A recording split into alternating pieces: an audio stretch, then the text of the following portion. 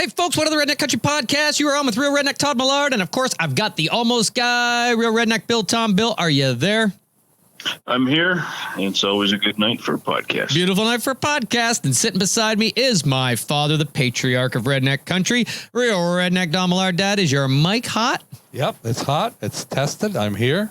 And I walked over. Beautiful night for a walk tonight. Wonderful. And it's tested like our patience. Tested like our patience. Dad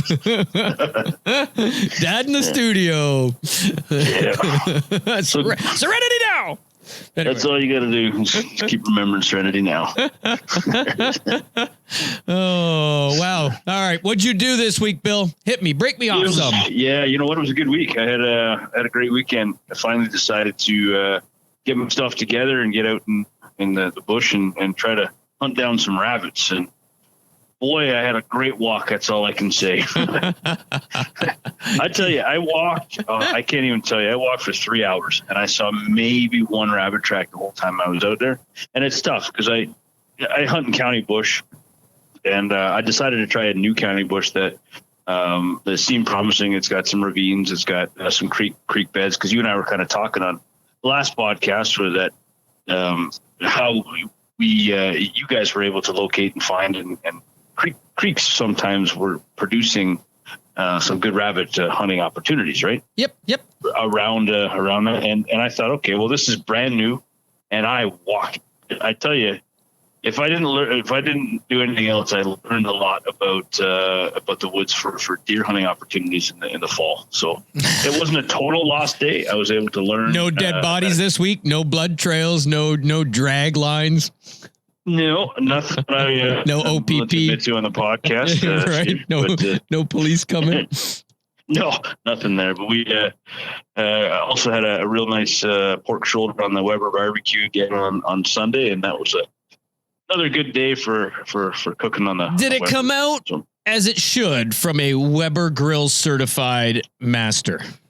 I had somebody tell me, and I won't. I brought a little sample size into work for a guy who does some grilling on his own, and he does a traditional style with the coal and wood fire. And he says, "What you brought me was professional." And I said, "Are you kidding?" He said, "No, this would be what you would expect at a real true barbecue restaurant. It was homemade sauce with the. I think it was almost closer to 12 hours by the time I was all said and done and cutting it up and having a sandwich at the table there, which what we put into that, he said was professional. And I thought, chalk one up for the Weber Academy. Professional. And then he said, "Hey boss, can I have tomorrow off and will you sign my paycheck?" Yeah. I tell you, my wife tried to kill me this week though.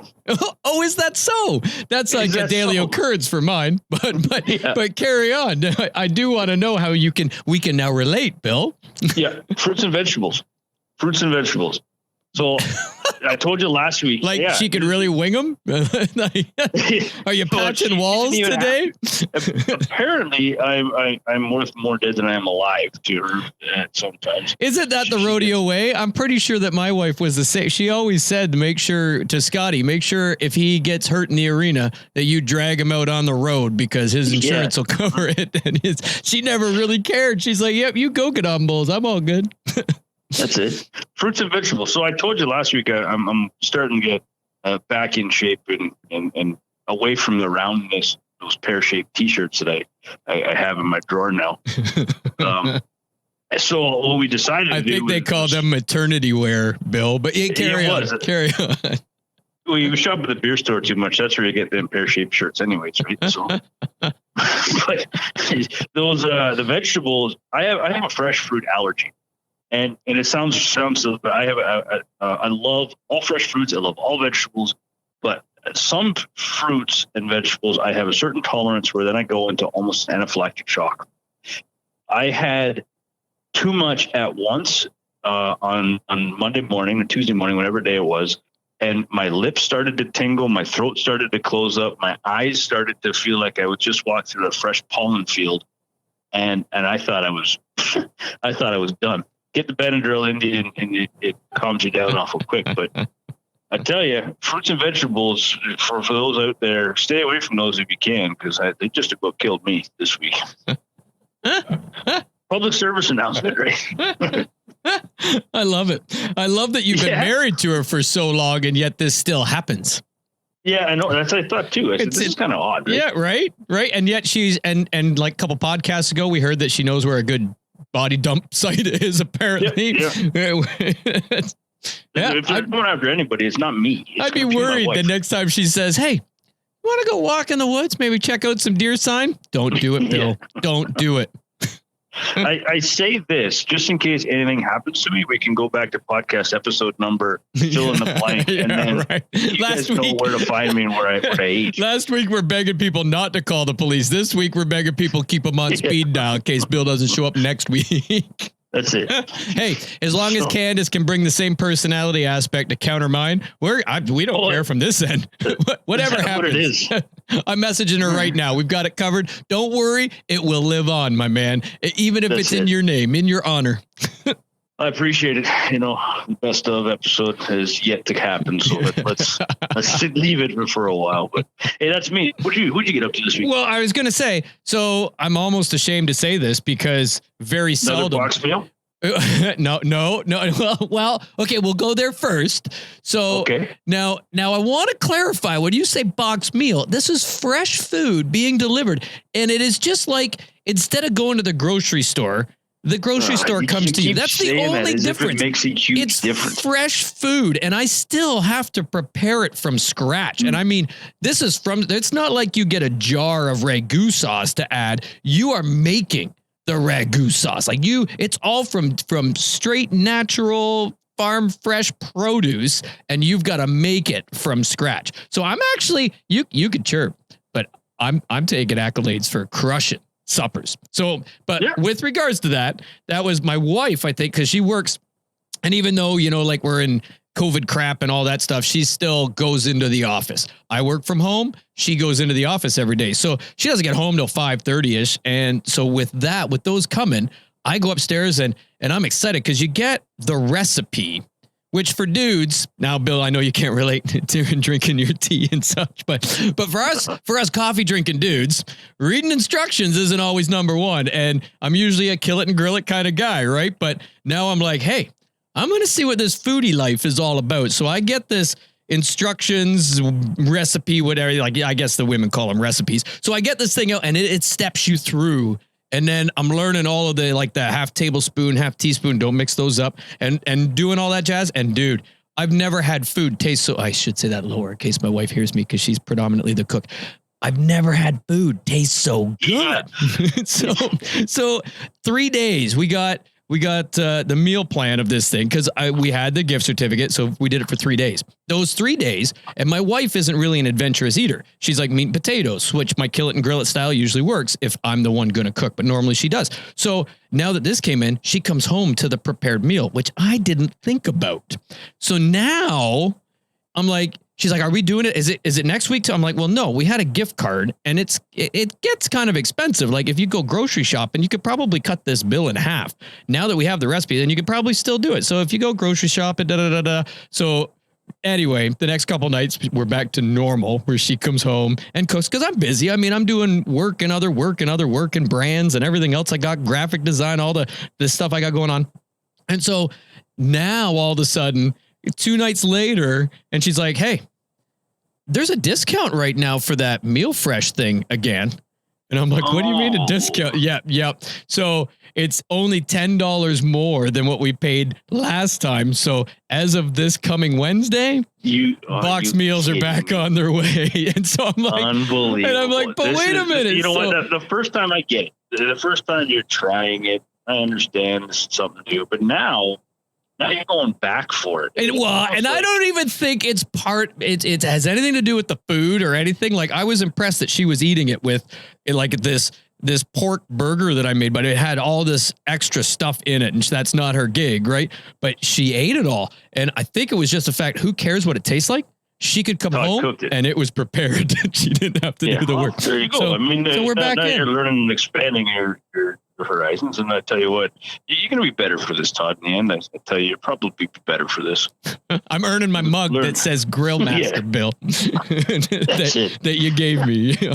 I'm earning it. So yeah, so I'm off the hook again until next Wednesday. Next Wednesday, the boxes start showing up, but new recipes. It's a whole new year, new me.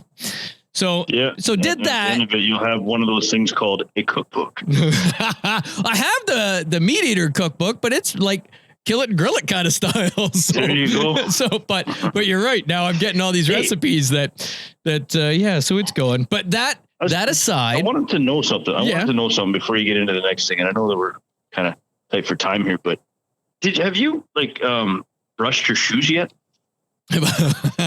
You seen those? So aren't they fast? Those are fast shoes. What are you doing? Like, you and Joel from where that Lion show was earlier in the year have lion-colored, lion hair. They're tiger stripe, dude. These shoes, so exotic and being a bit of the sneakerhead, these are my I don't even know, my 65th pair of shoes now. I think my wife's the one keeping track. But regardless, I had a credit for one of the sneakerhead apps because of the shipping fiasco with my last pair of shoes, which I would like to say on here were old school duck camo and Target orange Nike Air Max 90s. Yeah, so much respect.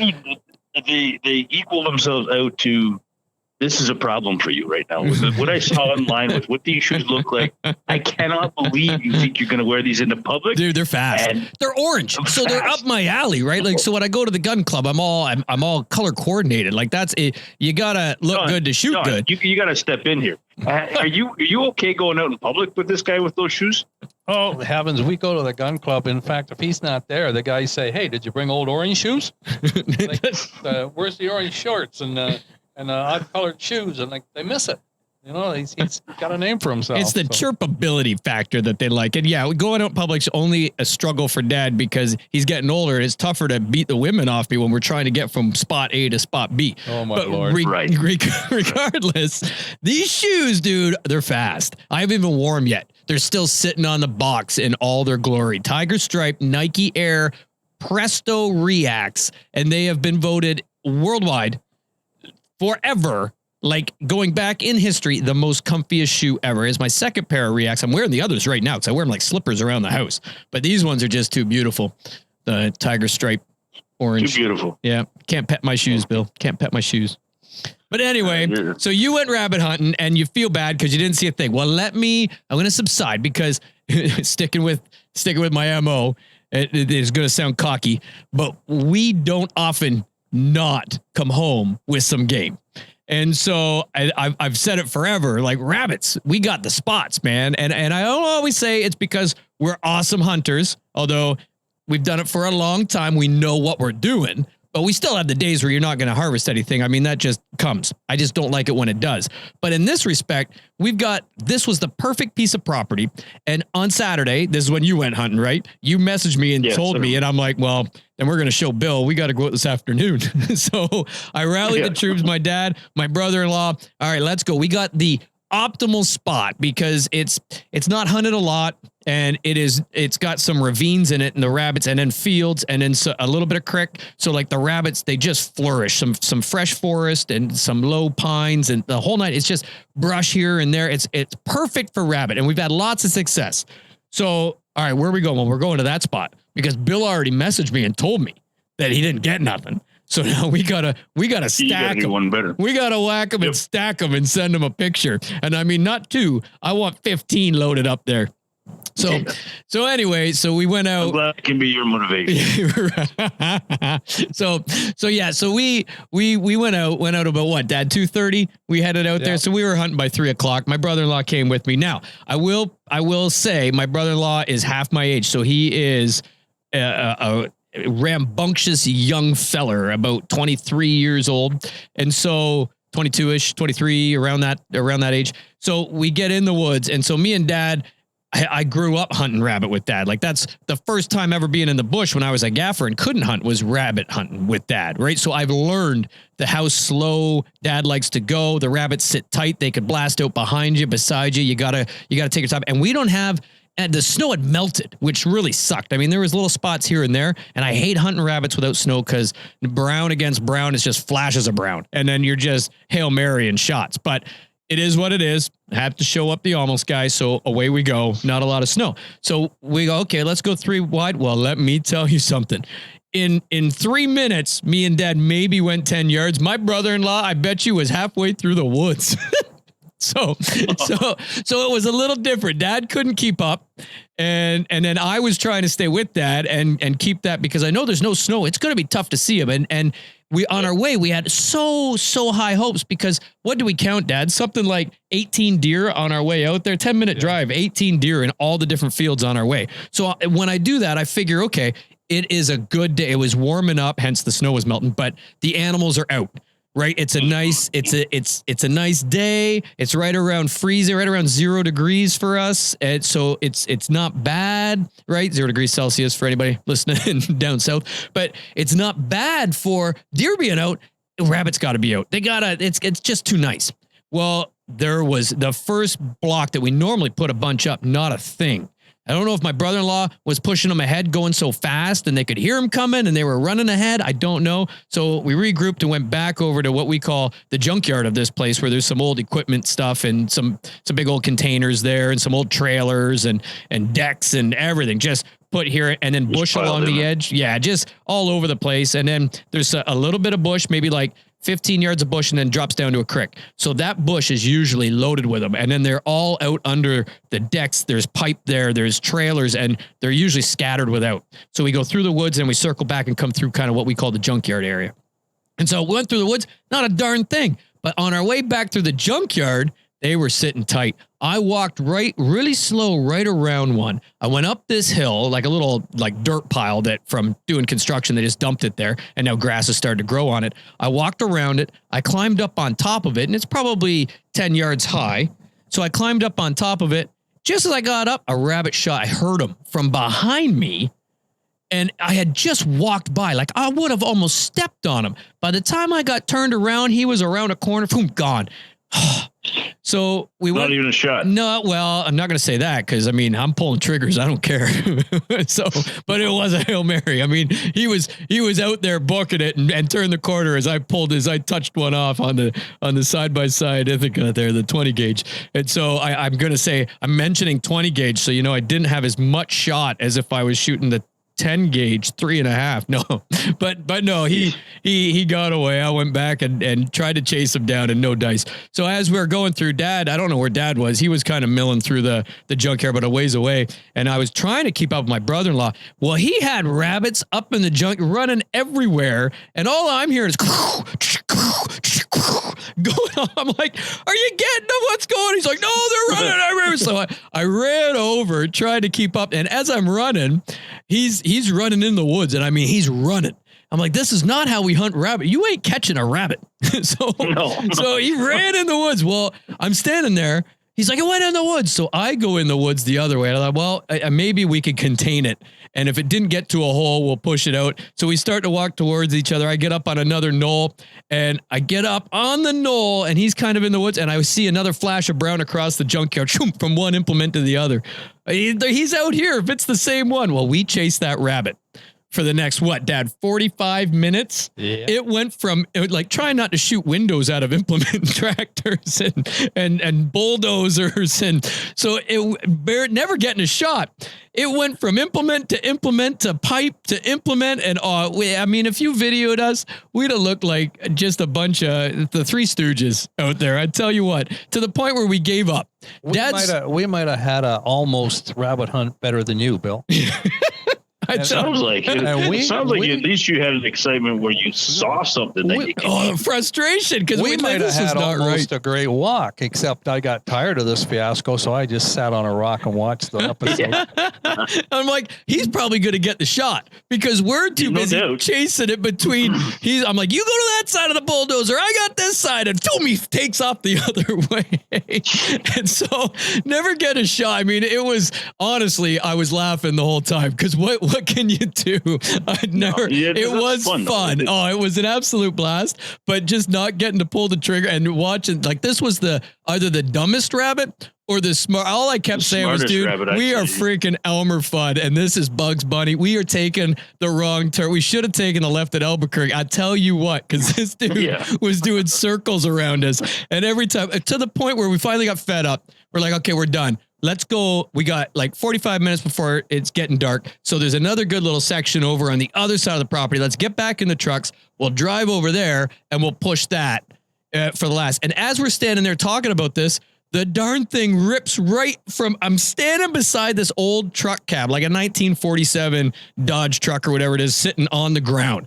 It fires out of that right. Like, I swear it ran over my brother-in-law's boot and underneath the bulldozer. And we're like, nope, screw it. We're out of here. Let's go. So you just tease. Yeah, you win. And it even stopped at the edge of the bulldozer, looked at me, and then under. I'm like, screw you jerk. But I was excited, Bill. I actually managed to do this hunt. Now, at my speed, I don't rush through anyway. We're using hunt in quotes. But I haven't been hunting for a couple of years because of my knees, but I got the cortisone shot. I've been walking, doing exercise. I actually did this hunt and I never even fell once. Oh, and I will tell you, he actually even slid down probably a good 10-yard drop. He grabbed onto a vine, and this is where crap goes bad, man. I'm like, Mom always says, if Dad didn't come home wet or dirty, she knew he didn't go hunting, because he falls no matter what. And so this was it.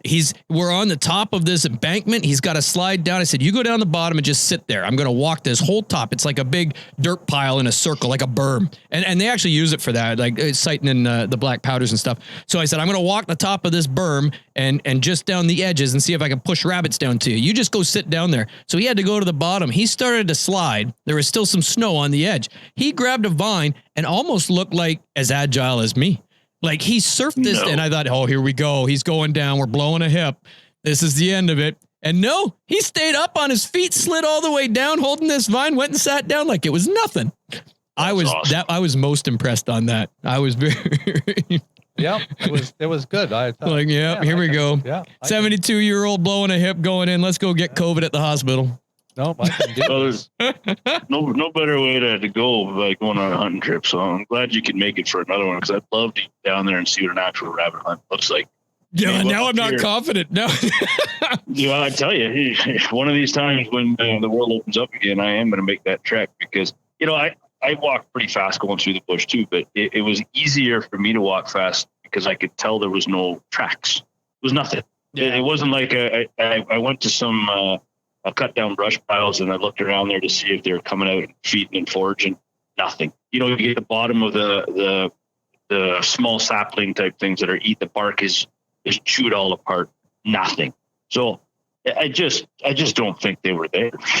Well, and they might not even have been out, right? With the way the weather was, maybe it was like a 3-day hiatus, hang out in the hole kind of thing. And that's what I was wondering, because normally, even with no snow, we'd see more than what we did. Like, I'm almost certain it was one rabbit we were chasing through that junkyard. Yeah, maybe two if we're lucky. But yeah, like there's just wasn't the rabbits out. And normally I judge it by, as we're driving out, you see a lot of wild. You see turkeys out. We go past my tree stand for black powder, and there was 11 deer out front of that. There was turkeys out front. So I'm like, man, wildlife's woken up, right? It's going to be great for rabbit hunting. And it just was not the case. But so, I don't know. I'm going to try again. I mean, one hunt's not going to turn me, because if that was the case, I would have quit hunting a long time ago. But it ain't killing, it's hunting. yeah, that's it. I mean, for you. Like, come on. I am the almost guy, right? I mean, you wouldn't expect a story that didn't end with success every time if it came from me. So you almost got him. I'm with you. And now I'm afraid you're rubbing off just us having these conversations every week.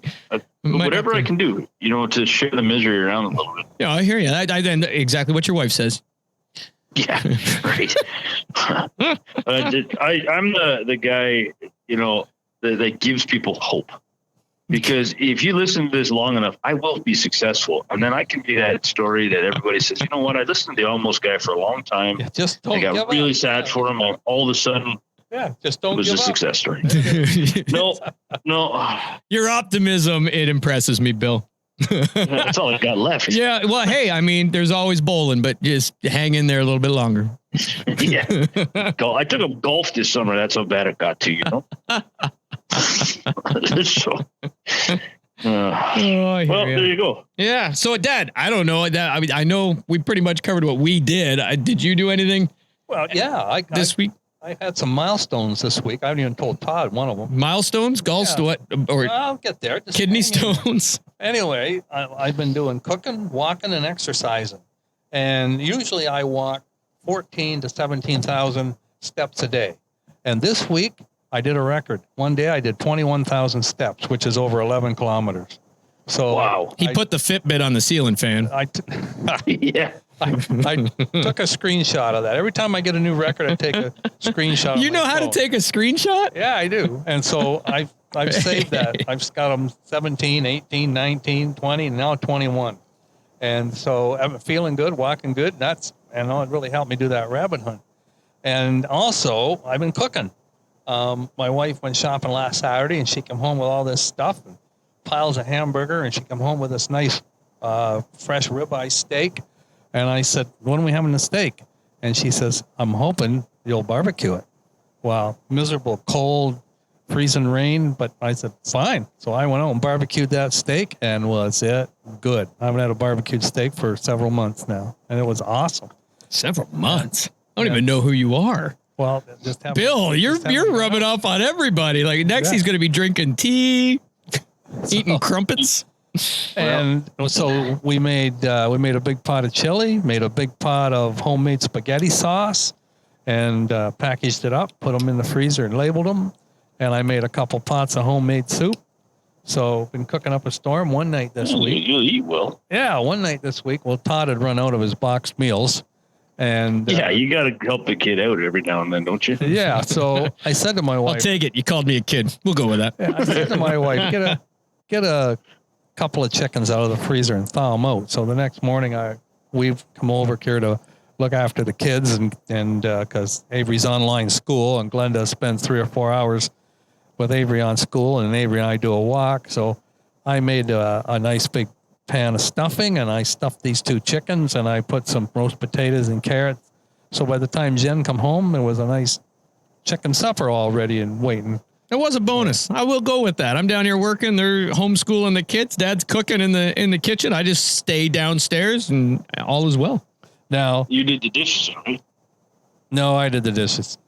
Bill, watch where you go with here. No, let it go. Spoil the kid. I've been trying, Twice I call him a kid. but he just can't sink. He puts them in the sink, but that's Dad just does work. the dishes every day. Jed's like, she'll come home. She's like, we got to do the dishes before your parents come again tomorrow morning. And I'm like, why? My parents are coming tomorrow morning. Let's start licking plates and throwing them in the sink. He puts them in the sink, but that's just work. Now I got to take them out of the sink to fill the sink to wash them. So he might better just leave them on the counter. Done deal. They never learn. No. They never learn. But the other My thing kid, I I've been keep telling doing, him.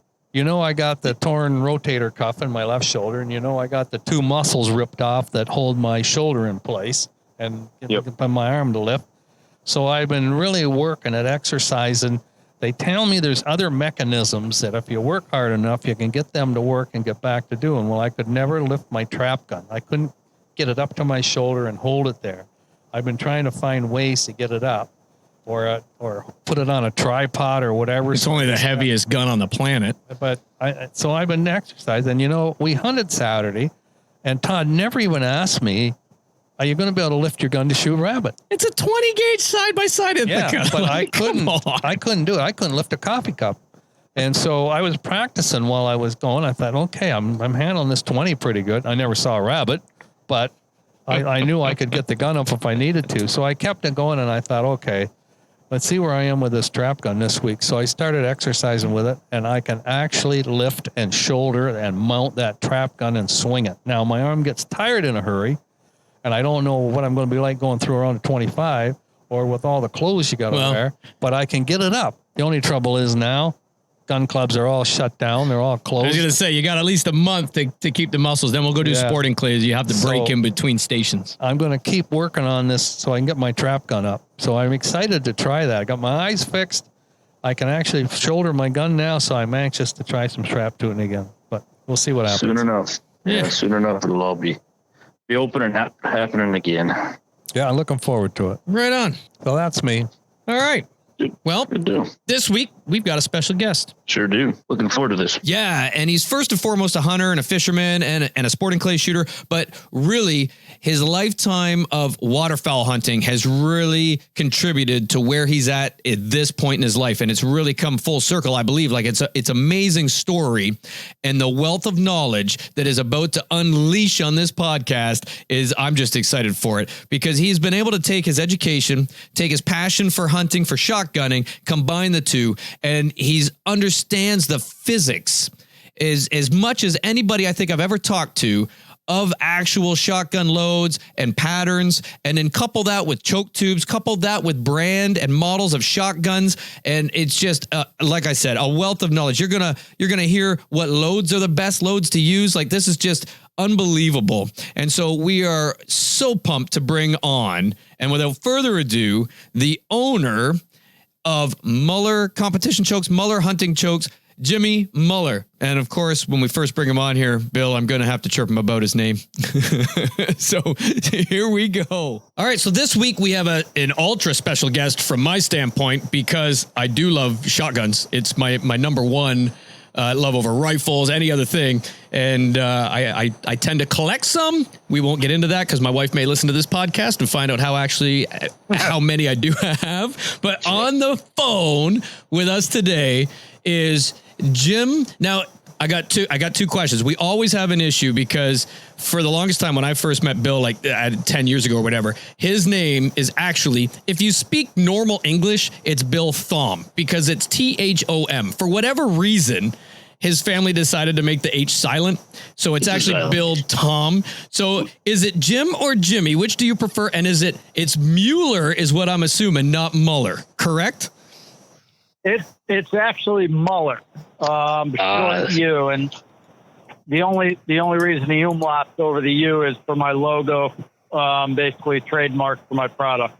Gotcha. So it is. So it is normal. So it is like normal. Okay. See, Bill, you're the only one with the weirdo deal thing there with the. And you live in St. Thomas, which is spelled TH. Yeah. So there you go. Yeah, good answer. St. Thomas. St. Thomas. No, we call it St. Thomas. Good comeback, Bill. That was awesome. I've been sitting on that one for a long time, and I appreciate Jim coming on so that I could actually get that out there. See, I try to keep my witty commentary of Chirpin' Bill fresh every week, so he can't come back and have time to think and match the wit. Darn it, that was awesome. He banked that one. You put him speechless there for a sec. That was great. Yeah. Good grief.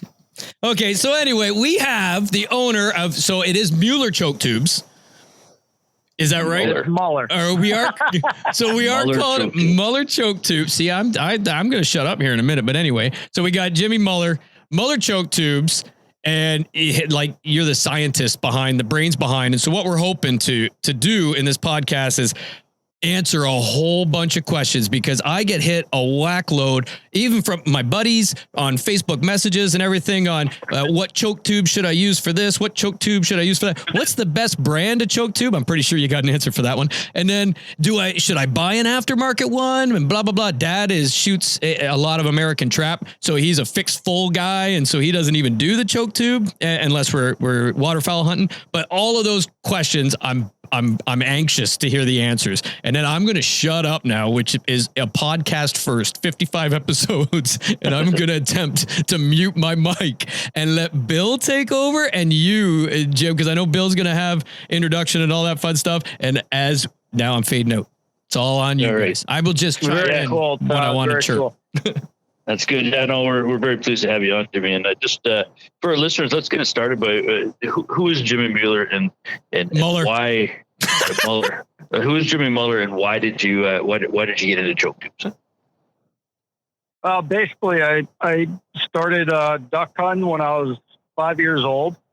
Grew up here on this 900-acre salt marsh in Milford, Connecticut, and basically in 1993. I heard about sporting clays, and I got into it because I wanted to become a better wing shooter. So I started competing in sporting clays. I fell in love with it immediately, realized that I really wanted to pursue it, and jump in with both feet. So the first thing that I felt that I needed to do was actually buy the best products that were on the market. So I knew that if I missed or something was wrong, it was not the product, it was me. And so basically, I bought a really good shotgun. I bought all the right equipment, and choke tubes were one of the biggest things because being in aerospace and defense manufacturing, metallurgy, and all that fun stuff, I realized how critical components were, and the high tolerance components and things that had, good geometry. So make a very long, in-depth story a little shorter. I basically went out and had to buy 8 modified choke tubes from one of the top choke manufacturers to get 2 to pattern like a modified. And when I patterned all these chokes, I couldn't understand why some of them patterned like a ski choke and some patterned like a modified and some patterned like a full choke.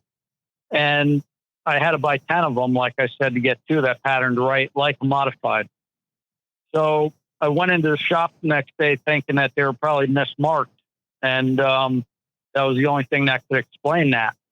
So I mic'd them up. I set up a dial bore gauge. I'd mic the inside diameters, found that they were all 19 to 20 thousandths constriction from the bore of my shotgun, which was exactly a modified the way that choke is defined up until, I came along. So that really, really blew my mind, because I'm sitting there saying, how could all these chokes measure 20 thousandths of an inch from my bore, which is exactly modified, but pattern like some of them mesquite, some like a mod, and some like a full. So that really opened up my eyes into diving deeper into choke tubes, realizing that a choke isn't just a choke based on thousandths of an inch constriction. And that's what started the whole process that ended up being 12,000 rounds and 20 different guns and 13 different bore diameters. And at that point, that's something that's something I want to get into a little bit there, a little bit on the science and of the choke tubes and the research that you did to validate your product. But that seems to be something that you could have applied your education to, because I understand through doing a little bit of research that you've got a mechanical engineering background. I do. I basically went to Platt Tech trade school as a machine tool machinist. And senior year, I was hired by an aerospace defense manufacturing company, and literally started with all manual machines, bridgeboard millers, lathes, surface grinders, honing machines, and worked all the way up to CNC machines, and went into, got my journeyman licensed and went through metallurgy and heat treating, and made all really, really cool parts. That's neat, and that's something you apply to your designs. And some of the things you talk about is that it's not only the construction but the geometry that plays into the success of your product. I want to talk about that a little bit. You guys are making this way too technical for me. I just want to put a shell in my gun and go. But carry on. Carry on. I buy a choke tube because I think it looks good. Absolutely, man. I tried to make them look good, and I took care of all the homework for you, so you didn't have to worry about all the technical stuff. Amen. Yeah, that's it. Amen. Sorry. Carry on. No, that's good. Yeah. So basically, after measuring all the exit diameters of these 10 chokes and realized they all measured theoretical modified, I said the only thing that could make these chokes shoot different would be the geometry of some sort. So I went through and I did a full inspection on these choke tubes and found out that the cylindricity, the concentricity, the roundness, the surface finish, the parallel length, the gas stir clearance, they all varied slightly. And, when I say slightly, some of them could have been 5 thousandths of an inch different from one another. Some of the geometries were 15 thousandths different from one another. The surface finishes varied from like a 16 micro inch to a 65 micro inch, I believe, with a profilometer. And I realized that all these different geometries created these different patterns. It had nothing to do with the exit diameter, which is what people always go by.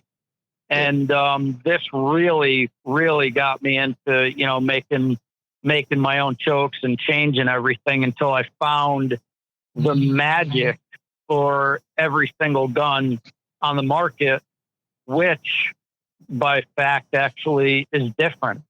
Yeah. So not only do the chokes need to be different for every single gun based on how that bore diameter is, how the barrel is made, machined, the harmonics, everything. It's amazing. What is it? What are you currently shooting? For my sporting clay competition, I shoot a 34-inch barrel Zoli. Oh, over and under. For, you know, most of our audiences, you know, we got a mix, very, very big mix, but we tend to go more to the hunting side. Do you make choke tubes that are specifically designed for hunting? Really, Jim, what he's asking is, can you help Bill shoot more geese and ducks? Yeah. I was Absolutely. get to that. Sorry, Bill. It was a two-part question, and I probably took a long way to get there. But what I'm looking for is the best recommendation for a wing shooter. In addition to, I mean, I shoot a Browning Satori 325 grade 2 30-inch for trap. That's my go-to gun. I've shot that forever. I shoot light modified at 16 yards, and for me, I'm not like a Todd and Don who break 25 on a regular basis. I'm mid 20s. Can your product help a guy like me break more targets? Absolutely. So I'll get into that really quick. So basically for hunting, I shot an 870, you know, Remington 870 pump most of my life. I still do. You know, these days I use a 36-inch Hastings Wadlock barrel with my chokes. Do you really? Like reaching out and touching them. You're like the only person. I have a 34-inch Wadlock Hastings for my 870. Now I shoot a Benelli Super Black Eagle before I retired that gun, but I still have it. But I'm the only person I know that has it. You're like the second person I know, and everybody's like, "Why do you got to have such a long barrel?" I'm like, dudes, that is where it's at. Everybody's buying these stupid little 24-inch barrels, and I'm thinking, what are you? You're swinging past everything. But anyway, sorry. I'm impressed by that because I have a Wadlock. You're the only other person that's mentioned that to me. That's awesome. Sorry, Jim. Yeah, carry on. It's an awesome barrel. I got a 34-inch on my BPS Browning. But basically, you know, like you just said, barrel length. I mean, we could talk about all these things for days, which is why I'm writing a book on all this stuff. But basically, you know, short barrel is for close, you know, short shots, and long barrels are for long shots. And the reason that we shoot 26-inch barrels for skeet usually is because it's a short window, fast game. Shooting passing ducks at long distances or feet task or very, you know, far sporting clay targets that vary in distance, the longer barrel gives you a much better follow through. It helps you finish the shot rather than stop the gun prematurely. And it also stops muzzle jump as much, so you don't shoot as high. If you shoot a very short barreled gun, it's very hard to control that muzzle. Yeah, whippy. So on a long target where you've got to be precise, it really helps. Yeah, thank you for that. I argue that all the time. And I'm like, man, goose hunting, I want the longest barrel I can get. And guys are buying these little 24-inch whippy things. And it doesn't have a lot to do ballistically with pattern so much, but it does have a lot to do with the way the gun moves. Smoother swing. And basically accuracy. Yep. So getting back to the whole hunting choke thing, you know, and your question, Bill, about, you know, as far as trap shooting and increasing your score, you know, basically the thing that I learned very quickly is that choke tubes were critically important. It's the last thing that touches your shot column. One way I like to explain it, it's sort of like the tires on your sports car, you know? You buy a $250,000 sports car, you put plastic tires on it, you ain't going to leave the parking lot. So if you take, I buy a $250,000 sports car. Yeah, right. I buy a $250,000 sports car. That's all I'm affording to put on that car is plastic tires. Yeah, that's right, man. That's what you got left. So it basically, it's critically important, you know, as much. It's very important about the ammo as well, and we could get into that whole thing. But basically, the choke tube is the last thing that touches your shot string. It's the most critical component going down range. So basically, what I learned quickly was that thousandths of an inch is grossly secondary to the material and the geometry inside that choke. I also then learned quickly from all of that research and development and testing that every single gun, meaning every model, not even only brand, but every model gun shoots entirely different.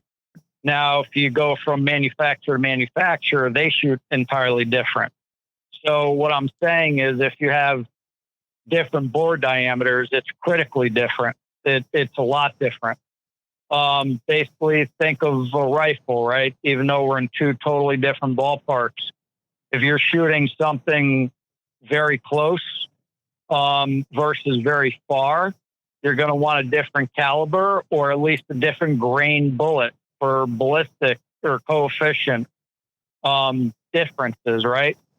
Well, a shotgun is sort of the same thing, but people never talk about it.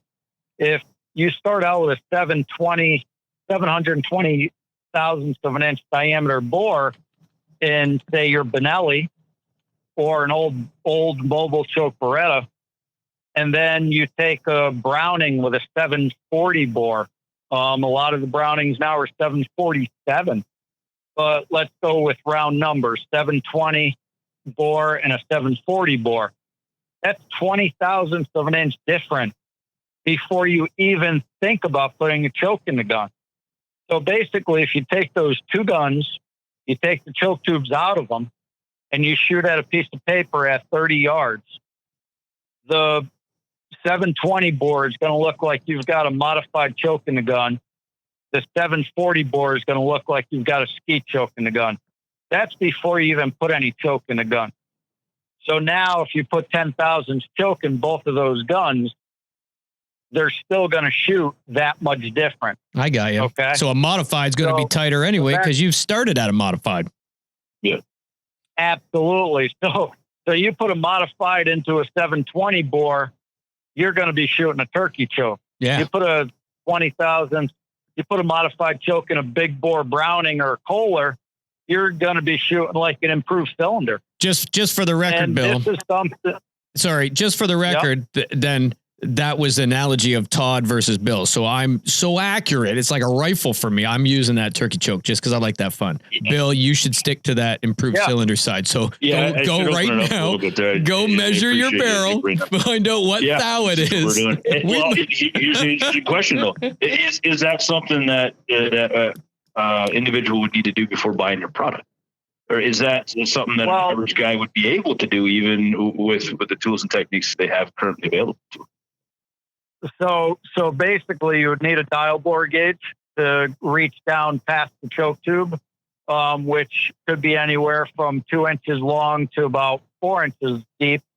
So you need to be able to go down inside the barrel and measure that bore diameter. You cannot do that with calipers or verniers. You need an actual dial bore gauge that will reach. Or gunsmith. Sorry, what I'm saying was, if I, as a hunter that's out there, listens to the podcast, wanted to purchase one of your choke tubes to get myself better, I'm probably not going to have that type of implement at my ready. Do you have the science done already so that it takes the guesswork out for a guy like, Todd, who doesn't have mechanical engineering background? It is all done because so here's the catch-22. All the manufacturers, all the models, we know what they all measure because I've measured multiples of every single model and brand out there. So I know the average I know the minimum, I know the major, and I know the average. So basically, I've done all that homework, and I've taken care of all that for you. The only time you get into trouble, which could be actually dangerous, is if you go buy a used shotgun somewhere and somebody had the barrel backboard.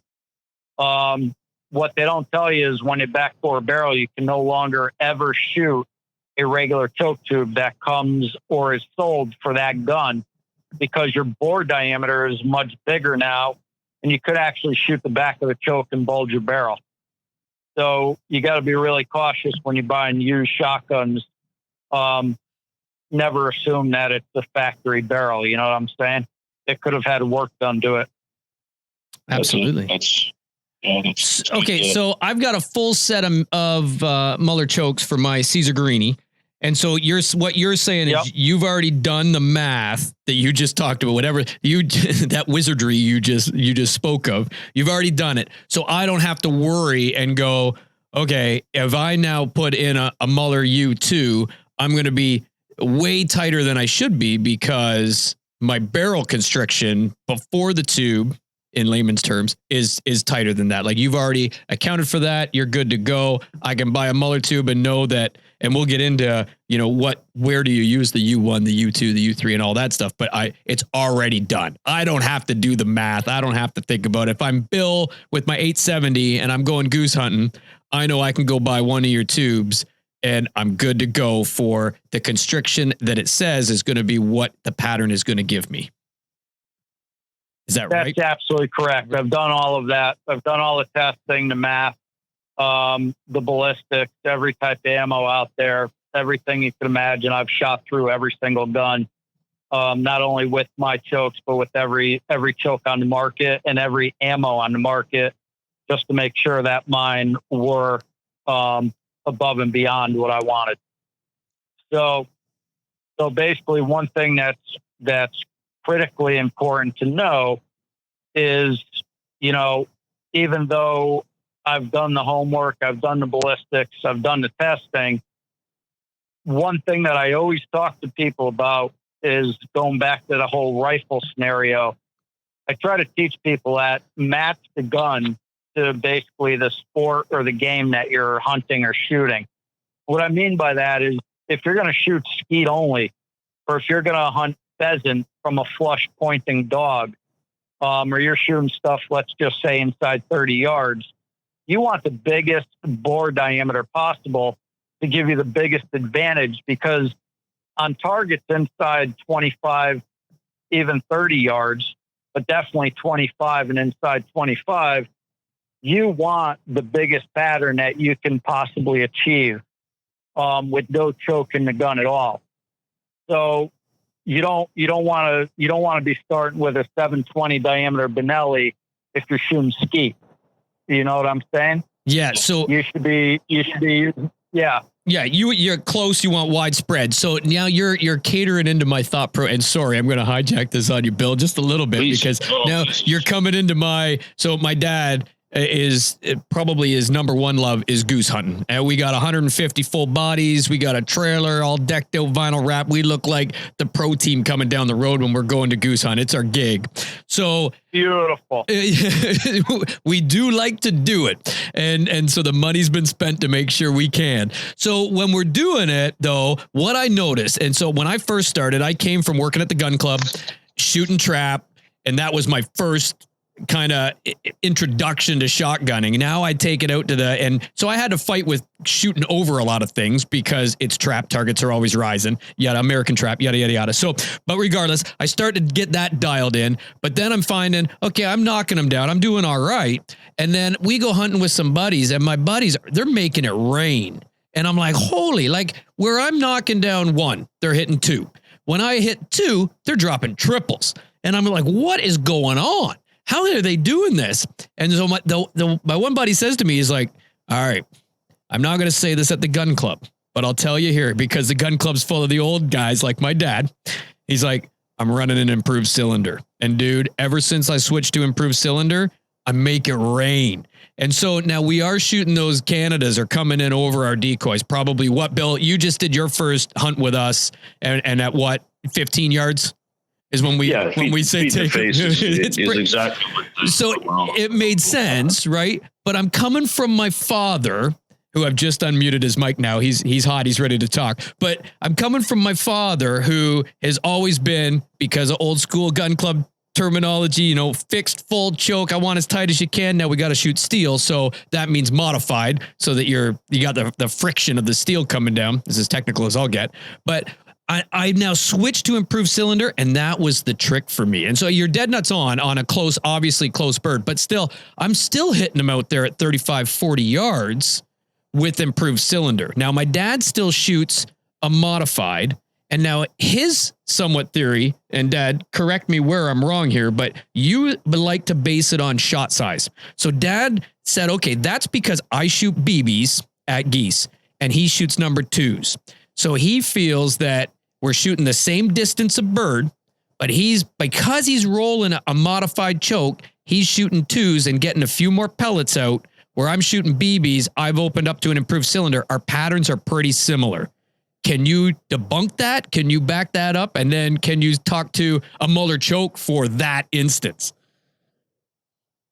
Yeah, I mean, I could get really deep into this, but basically to keep it not so deep, velocity has a critical component to this, as well as payload. Shot size does play into it, just like your dad thinks. My opinion, the more pellets, the better, and the slower the velocity, the better. Really? So basically, absolutely. So, we've all been taken by the marketing hype of the ammo companies saying speed kills and hypervelocity kills and all this BS, right? So basically that's all lies. And 88% of waterfowl hunters and clay target shooters never shot a pattern on paper. They don't even know what it looks like. The ammo companies know this. The ammo companies also know that turkey hunters are very anal about patterns, and that every single turkey hunter patterns every ammo on the market. And if you look at turkey ammo, what do you see? Very heavy payload and very low velocity. Yep. Well, why? Because you got to hit a very small target at extreme distances. If you ever gave a turkey hunter a light payload with a high velocity, they'd never shoot it because they'd never kill anything past 30 yards. But with duck hunters and clay target shooters, basically about 8 years ago, when the metals price went through the roof, all the ammo companies took the most expensive part of the shot shell out, which is the pellet, and they started putting the cheapest part in, which is powder. And they started, claiming the high velocity kills, and they laughed all the way to the bank at our expense. No doubt. So absolutely. The only thing light loads and high velocity kills are our shoulders, our wallet, and our patterns. They don't kill. So you really don't think you need to shoot a 3.5-inch shell at a goose to make it drop? I never shoot 3.5. Wait. He said he likes the pellet count. So if you want, I like to shoot BBs as well, just for the kill factor. I hate wounded birds, and I feel those bigger pellets do more damage. And so, but I always also say the only reason I shoot 3.5 is because they don't make a 4-inch, because I want more pellets. But I will say that I may be victim to this marketing campaign where I also want speed. Like this last year, I just bought a whole bunch of that Remington Hypersonics or whatever that are like 1,700 feet per second. And now you're telling me I'm a ding dong. No. So listen, I'm okay with that. No, by all means, Jim, don't back away. I can be a ding dong. I'm good with that. I'm just saying, I absolutely fell victim to that because that's my gig. Dad pretty much shoots Winchester Experts 1550s, 1550 feet per second, 3.5-inch number twos. But what Jim's saying is that we can go lighter and higher pellet count. Lighter, I guess, hit is my guess. So it's slower speed is what I should say, less powder. Yeah, basically what you want to do is you want to go like a 3-inch shell, and we're talking steel shot here right now. Yeah, okay? yeah, So which is basically you want to go with 3-inch, ounce and 3/8 at 1,300 feet per second. That's the magic. If you go faster than that, it starts opening up immediately. You know, it's plain physics. There's nothing more to it than physics, right? So basically, the faster it starts out, the faster it slows down. The faster it starts out, the faster it starts to spread out and open up. And the less pellets you have, the bigger spaces you're going to have between each pellet, which is going to cause gaps, which means you're going to hit the bird with less pellets, which means chances are you're not going to hit the vitals. So big pellets, BBs, triple B, T's, F's, well, if you hit the bird with 1 or 2 pellets, it's going to bring them down. But what you'll notice a lot of times when you start shooting these bigger pellets, you start knocking birds down, but you're not killing them. They're always crippled. And the reason for it is you're always hitting them with 1 or 2 pellets because there's only 100 pellets in the shell. If you were shooting 4s, you would cover them with a blanket, and every single pellet, you'd have vitals hit everywhere and the bird would be stone dead. So what we've gotten away from was the small pellets and the high pellet count, and we've gone to big pellets to make up for the shitty patterns and the high velocity to try to bring them down by hitting them with a lucky golden BB. What I just heard there with the number 2 that Don was talking about is the right way to go. So old school mentality seems to be winning out over Todd's fast and furious ways. Yeah, so it's a double-edged sword, actually triple-edged. So basically, if I'm shooting big geese and I'm shooting, let's say inside 40 yards, ultimately I'm going to want to shoot number 1s. I never shoot BBs in steel, and I'll get to that. But basically, number 1s are superior to BBs and 2s.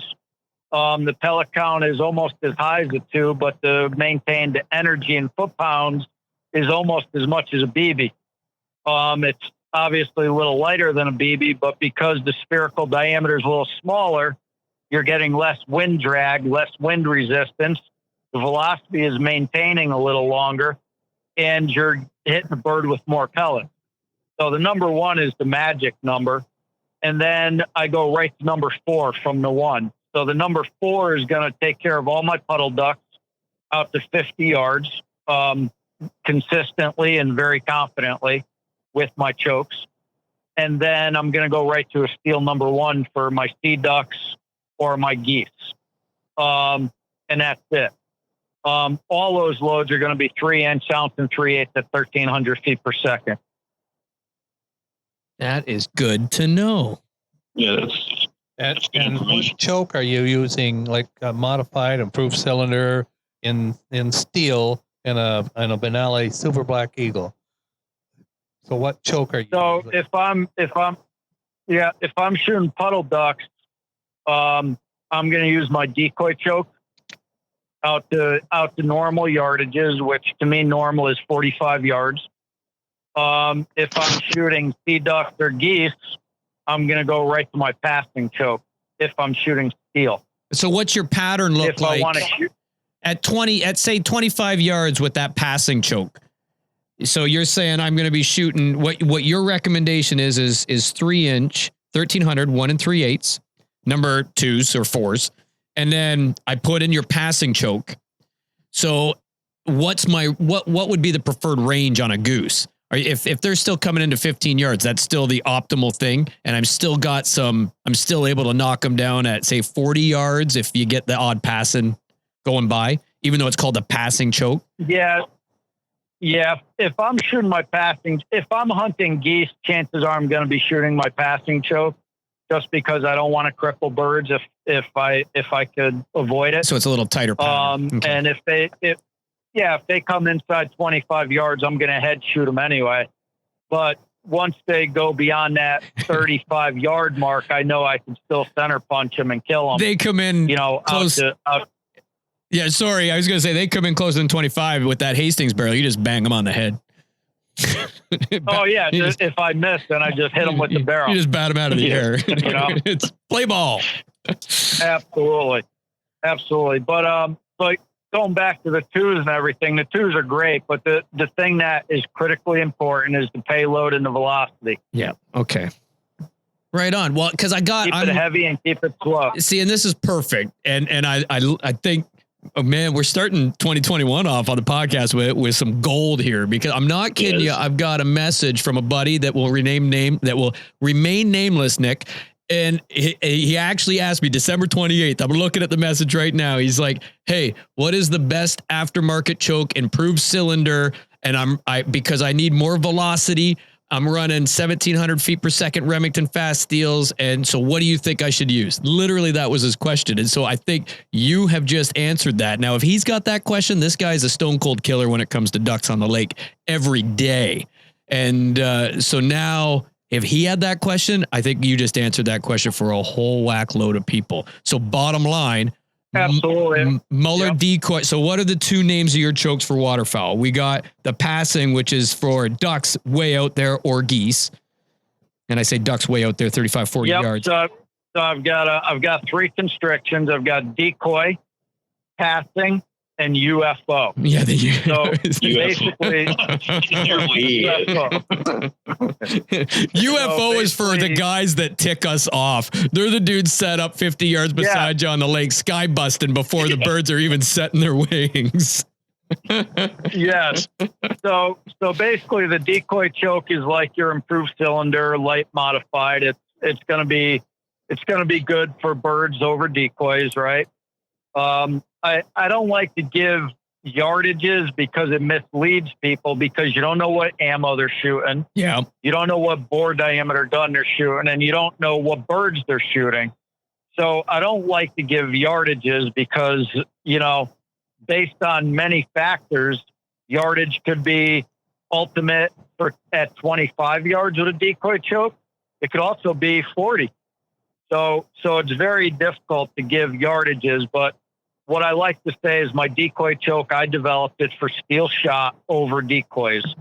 My passing choke, I developed for steel shot mainly for pass shooting, outside the decoys. Then the UFO choke is sort of my UFO turkey choke. It's good for any type of shot. My chokes have no limits. You shoot any pellet material, any velocity, any wad, any payload. It doesn't matter. They have no limits. Literally, you can shoot steel ball bearings through them. Lifetime guarantee, 60-day money back guarantee, all that stuff. So basically, they're harder than your barrels, so you cannot hurt them. But basically, the UFO will shoot a pattern tighter, or I should say, more capable than what the steel shot energy will maintain. So basically, if people are shooting steel shot, I tell them use the decoy and passing. And then if they're shooting tungsten or even like Boss Bismuth, and you want to shoot birds farther than the normal because you're capable of it, then, the UFO is a laser beam past 50 yards. I'm going to have to get me a UFO. Yeah, I got to get me a UFO. I was just thinking you need something else for your gun there. I need the UFO for the 20-yard shots just because I want to I want to know. I want these guys to know. I always say, Jim, that we're cleaning the birds. You can tell which ones are mine and you can tell which ones are theirs, because you never find a pellet in mine. They're all headshots. That's right. And I'm cleaning. Yeah, he never misses either. He never misses, and the decoys are always in the right position too. But I got a couple just follow-up questions on that one for newer hunters. Does the choke help a beginner? Now, and I ask that question because we're talking a lot of stuff here. Because Bill wants help, whether he's a beginner or not. There's nothing. I never ask a question that doesn't have some sort of self-control or prophecy in it anyways. But for all the guys out there that maybe haven't shot it as much as the guys on the podcast, and granted, I'm more of a rifle shooter than I am a shotgun hunter shooter, but I'm getting not by choice doing a lot more. No, but I do a lot more now than I've been before. But for a new guy, green could be. And he wants to get out in the field with a gun. Will your choke tubes help a new guy just getting into it?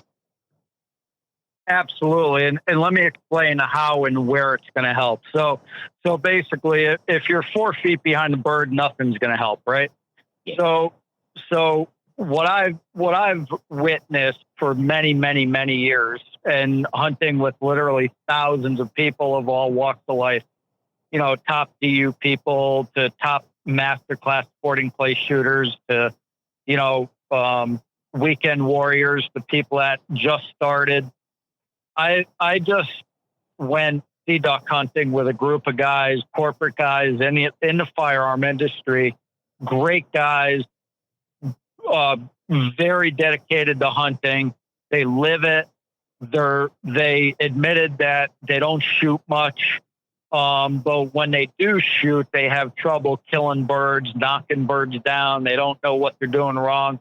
And we sat there on the beach and I watched them shoot.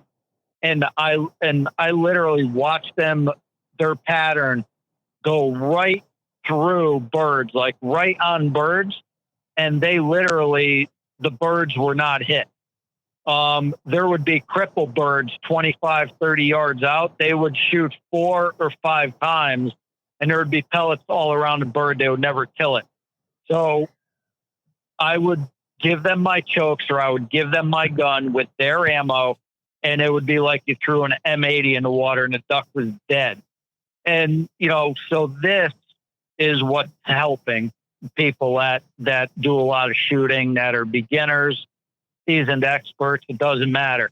The thing that's worst is when you're on a bird and you don't kill it or you don't knock it down because your pattern is so inferior because of the choke that you're actually not even hitting stuff when you're right on. And it allows the new shooter to get a little more confidence in the fact that there is something going on. It's happening, right? I think he just gave you a little more confidence right there. Bill, you got excuses now, my man. You didn't have a Muller choke this last season. Well, that's what I'm doing for my trap gun. I'm shooting the Briley Vector Plus choke tubes in my Brown Satori. I'm thinking that this is the reason why I'm dropping four birds on average around. Maybe this will put me to a point where I can compete with you, Todd. I'm not sure, but. I'm not even touching that. All aftermarket chokes are usually going to be better than flush mount chokes that come OEM. And the reason for that is because the aftermarket chokes are usually, machined better. They've got a little more thought put into them, regardless who makes them.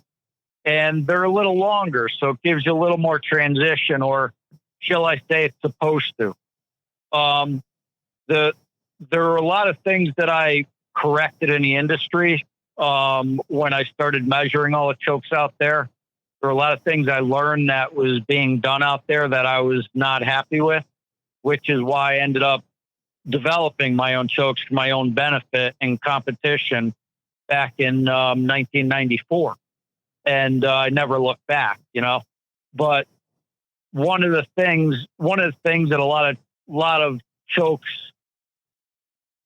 choke manufacturers do is, and I understand why they do it, being in the industry so long now and seeing, is they have to make a lot of tolerances.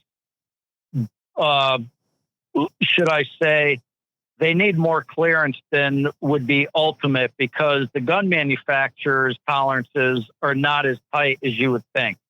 There's a lot of tolerance. And so they don't want to have headaches of somebody calling up and complaining that the choke goes in too tight or, this or that. I got you. So basically what I learned was a lot of chokes were made like the Gasker clearance the difference, the clearance between the bore diameter and where it enters the choke. So the choke obviously has to be bigger than your bore diameter, because if it was smaller, it would be actually obstructing your bore. You would shoot the back of the choke and blow it out of the barrel and bulge your barrel, right? So you've got to make it bigger to clear the bore. The problem is a lot of barrels out there from the factories come eccentric, not concentric. So what happens is they know this. Choke manufacturers know this, and they don't want to get into a problem. So what they do is they make a lot of clearance there. And what results in that is the taper portion of your choke, which is critically important for a smooth transition, is so oversized that the pattern leaves your bore of your shotgun, thinks it exited the bore, starts to open, and then gets almost all the way to your constriction area, and then slams back down into your constriction area. Oh, bounces because those the pellets taper was all so over. oversized. It didn't transition into a smooth parallel. So what happens is you end up with damaged pellets, which result in flyers, which result in inconsistency and very high deviation shot to shot. So I fixed all those problems and created a much more even, consistent, low deviation shot to shot pattern. So that's just one of the things that's different.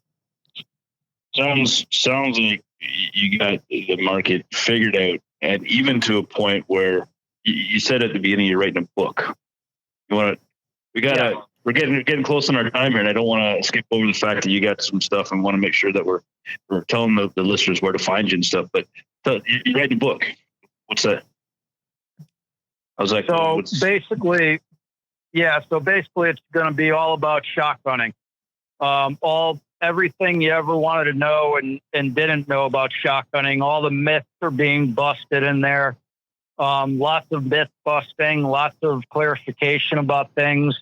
You know, we've been taught the same thing over and over from the 30s, 40s, and 50s. And basically it's like an obsolete computer. It's just still being spewed to us by our coaches.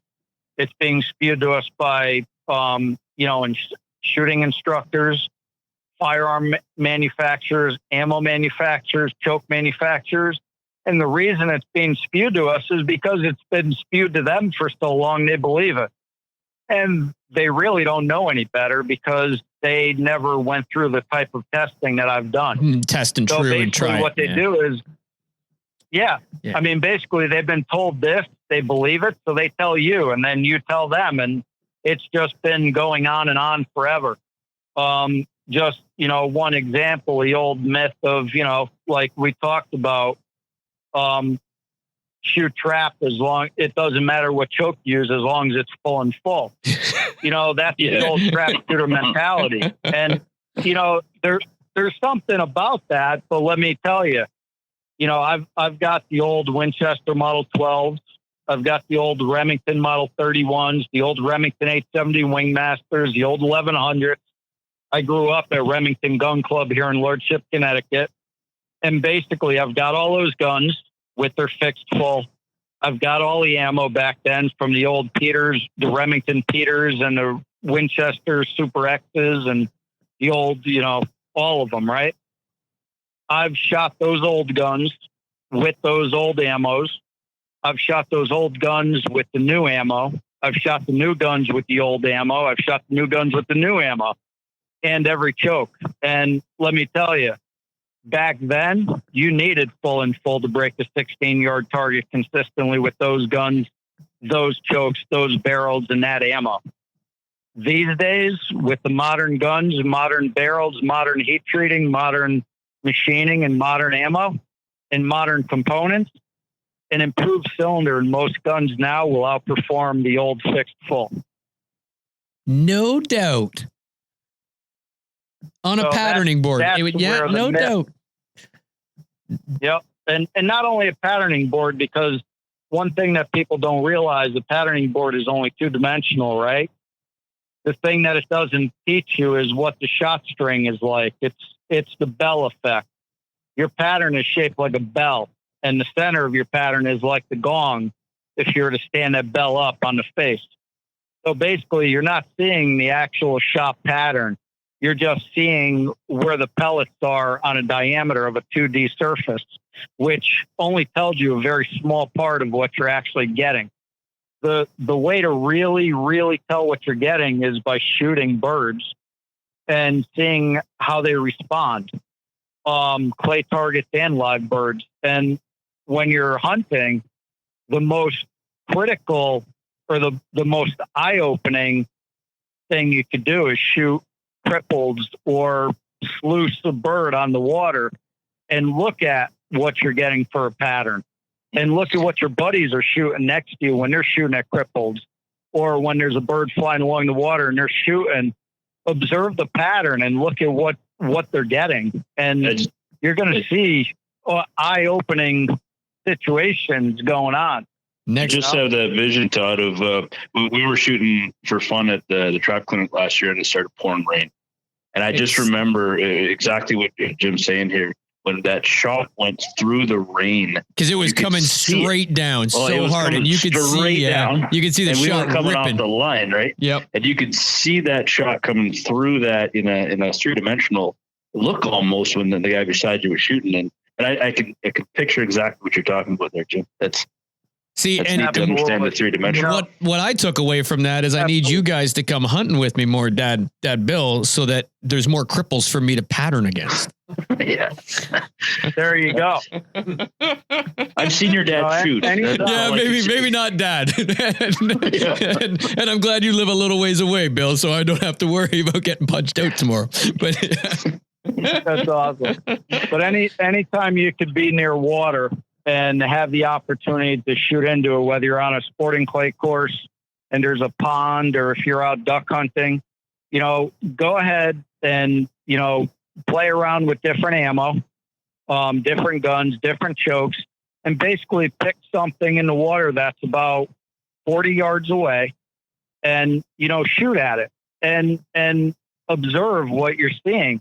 At 40 yards with the right steel load with my chokes, it's going to look like you threw an M80 in the water. You're going to literally see an explosion of white spray when you shoot the water. You're not going to see individual pellets like you threw them in the water. No kidding. If you're shooting on the water at 35, 40 yards and you're seeing individual pellets hit the water, you are not shooting a killable pattern.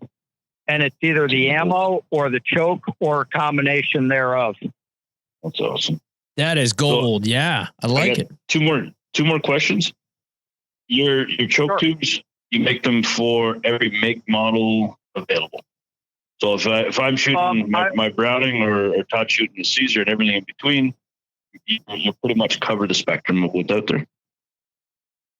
Yes, I make chokes for almost every gun there is.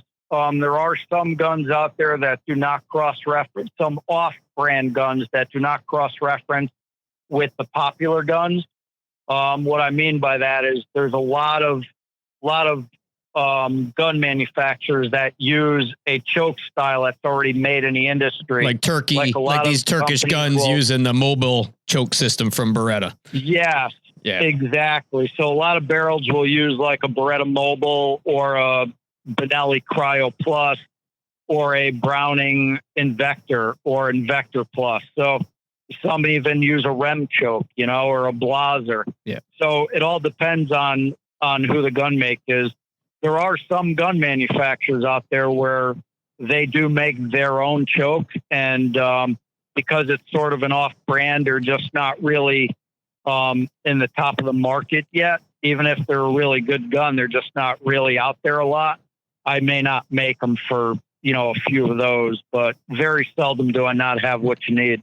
I also make sub-gauge 410, 28, 20, and 12. I also have some 10-gauge chokes. So I could ask you 100 questions because this just is awesome. I really appreciate all the information that's out there, and I'd like to have you on maybe a time for some follow-up questions that we may get from our listeners. But lastly, for me anyway, because I'm sure Todd's got a few questions. Where can our listeners find you and your products? So basically, the best way to find us is we have our website, which is mullerchokes.com. and that's spelled MULLERGHOKES.com. And then we have a very big social media presence, especially on Facebook. We also have Instagram and Twitter, but our Facebook page is almost our Featherlight target chokes are almost at 10,000 likes already. We've got our hunting H2O waterfowl hunting choke series on Facebook. And then of course I've got my page on there that talks about a lot of it. I've also got my own forum on shotgunworld.com. And so there's a lot of ways. And then, of course, we have our email, which is info@mullerchokes.com. That's awesome. So, yeah, I'm hoping that we can educate. We educated today and provide a little bit of humor. Didn't talk too much there, but I learned a lot for sure. And Jimmy, I really appreciate you coming on, and thank you for me and Todd. Yeah, that was awesome. Just gold. 3-inch, 1,300 feet per second, 1 3/8 payload through a Muller choke. You're going to kill some animals. Absolutely, man. All my hand loads, I actually am down to 2 3/4 inch, ounce and 3/8 Spiros tungsten 7s, and I'm killing birds at ridiculous distances. It's all about the payload and the velocity, and of course the pellet material, right? Yeah. But the choke is critical. Once you get that ammo right, then it's critically important. It's all up to the choke at that point. Right on. No, I Excellent. think this was awesome. Yeah, that's so much cleared up. It's hard to argue with you, Jim. I wouldn't even attempt it. It's a wealth of knowledge. I'm looking forward to your book. I'll be watching for that to come out for sure, and we do appreciate it. So yeah, thank you very much for your time. Thank you, guys. It was a great time, and we could talk for days on this stuff, man. There's a lot out there, a lot to learn about it. It's really critically important for us. Oh, absolutely. It's never really been taught. Nope, absolutely. Looking forward to learning more. Thanks. Appreciate your time. Yeah. Thanks. Thanks, guys. Yeah, thank you, Jim. And that'll do it for this week, folks, for the Redneck Country Podcast. I'm Bill, the Almost Guy Tom. And I'm Todd. Thanks for listening. And folks, if you want to be part of the podcast or you want to give us some feedback or really contact us about anything, feel free to email us at podcast@theredneckcountry.com. Again, that's podcast@theredneckcountry.com. Thanks for listening. Talk to you again next week.